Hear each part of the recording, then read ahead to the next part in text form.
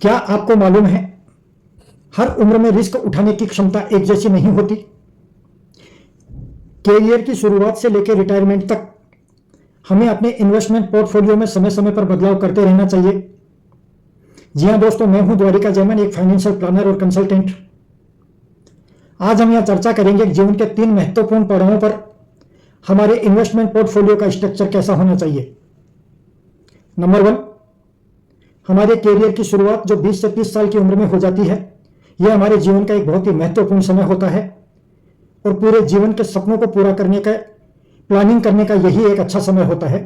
सबसे पहले हमें एक टर्म इंश्योरेंस लेना चाहिए, अच्छा खासा लाइफ इंश्योरेंस लेना चाहिए, हेल्थ इंश्योरेंस लेना चाहिए और हमें हमारे रिटायरमेंट को ध्यान में रख के एक रिटायरमेंट प्लान भी लेना चाहिए।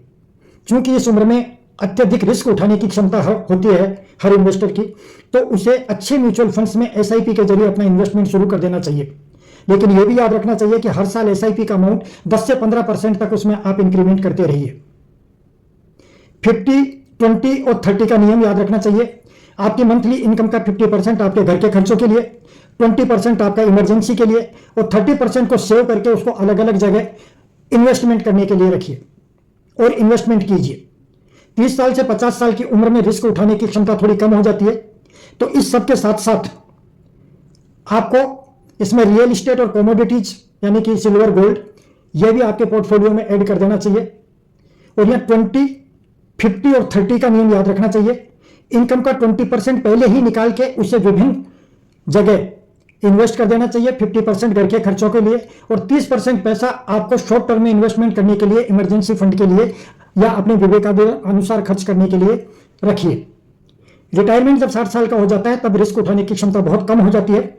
ऐसी स्थिति में आपको सरकारी जो फंड्स हैं, सरकारी जो योजनाएं हैं जिनसे मंथली इनकम होती है, उनमें आपको इन्वेस्टमेंट करना चाहिए और मंथली रूप से जो आपका पैसा आपको मिलता है वो आपके रिटायरमेंट के बाद आपके जीवन में दैनिक खर्चों के काम में आएगा और आप खुशी खुशी अपना रिटायरमेंट के जीवन को जीने का आनंद लेंगे।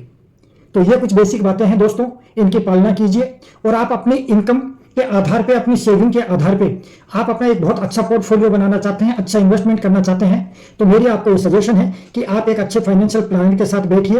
वो आपके नीड का एनालिसिस करेंगे और आपके लिए एक अच्छी फाइनेंशियल प्लानिंग तैयार करके आपके देंगे। आप उनके बताए अनुसार रास्ते पे चलिए, आपके साथ बहुत अच्छा होगा, आपकी वित्तीय स्थिति बहुत अच्छी होगी और आप बहुत अच्छा वेल्थ क्रिएट कर पाएंगे। अगर आपको मेरी सेवाओं की आवश्यकता है तो स्क्रीन पर दिए गए नंबरों पर कॉल करके आप मेरे साथ एक 1-to-1 मीटिंग सेट कीजिए। मैं आपके साथ बैठकर आपके लिए एक वित्तीय योजना बनाऊंगा। आपके साथ मेरी मित्रता का श्री गणेश होगा, मुझे बहुत अच्छा लगेगा। Thank you very much. जय हिंद, जय भारत।